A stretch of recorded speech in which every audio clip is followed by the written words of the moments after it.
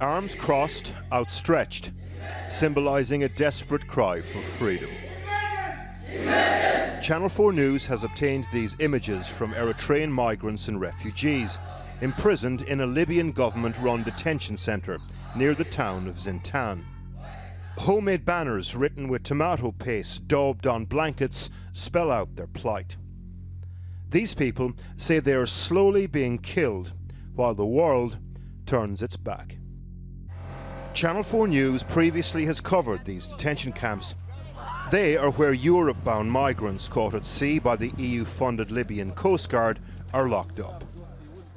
In some cases, corrupt guards conspire with human traffickers to abuse the detainees for ransom using social media. Other centres have been directly attacked by local militia seeking to rob or press gang the inmates to fight. Despite all this, the facility here in Zintan is seen as the worst of them all. Over 20 officially confirmed deaths since last September bear this out.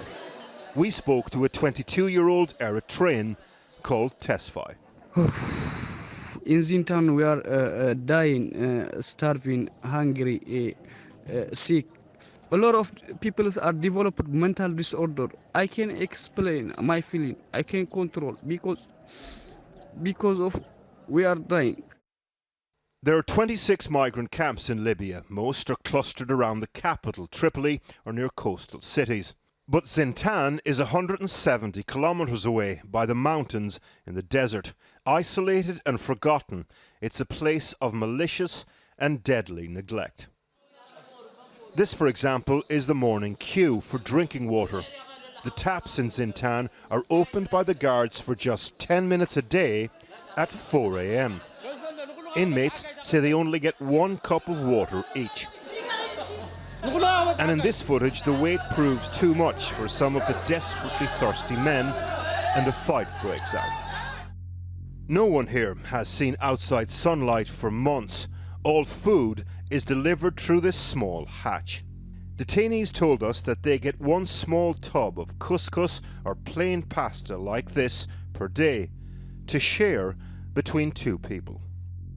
Consequently, man-made famine-like conditions are taking hold. The people here are starving.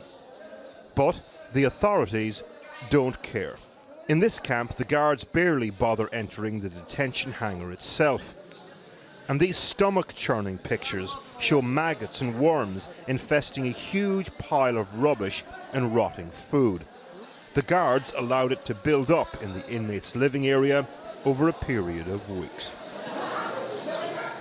Here are the toilets, a collection of plastic buckets for over 650 people.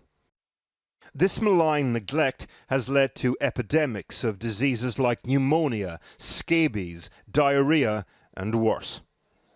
All these men, for example, have tuberculosis, easily treated with a 6-month course of antibiotics. But for months now, no one with the right medicines has visited Zintan. And 22 people have died through medical neglect since September, including an 8-year-old little boy from Gambia called Abdul Aziz Zabuka and his father.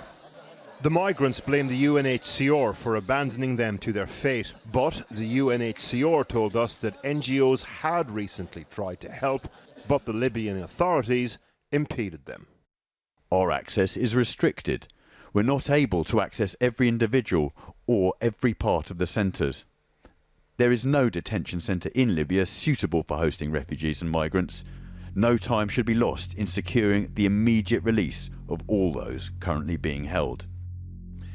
Channel 4 News has obtained these images.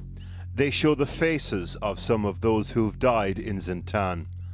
These people had committed no crimes. All of them were Eritreans, officially registered as refugees, supposedly with the right to safe asylum. The European Commissioner with responsibility for migration told us recently what he thought of the Libyan camps. Dire. It's a disgrace for the whole world. At the moment, the European Union are funding the Libyan Coastguard to, in effect, transport refugees and migrants to the centres you think should be shut down. Do you acknowledge the sort of dark irony of that? Do you acknowledge that?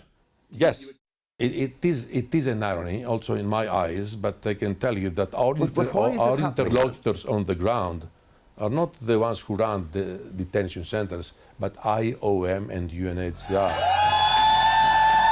Back in Zintan, the detainees' protest ends with a collective cry of rage and despair. We are detained in the hall. We are praying in sleep. At this time, we hopeless, desperate. Let me recommend for all the people of the world to know our pain.